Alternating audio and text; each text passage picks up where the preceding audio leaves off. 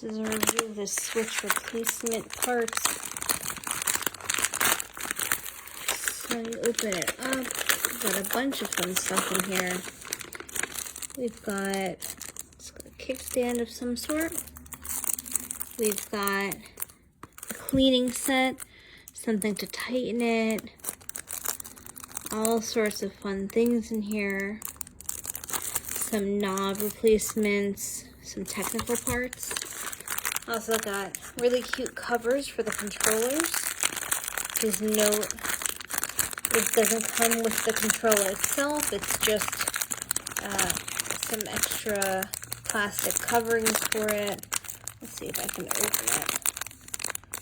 Feels like it should. Open. Oh, here. Opens at the top. You pull it out, and it's got some knobs. Really cute. And a screen protector for it.